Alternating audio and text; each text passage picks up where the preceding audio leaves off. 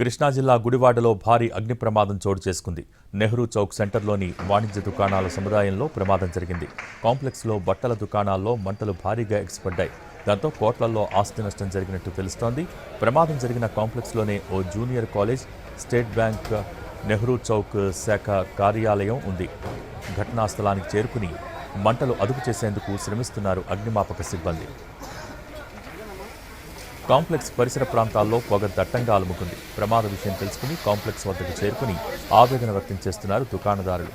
భారీ మంటలతో స్థానికులు భయాందోళనకు గురయ్యారు. ముందుగా కాంప్లెక్స్లో సెల్ ఫోన్ దుకాణం నుంచి మంటలు వచ్చినట్టు స్థానికులు చెబుతున్నారు.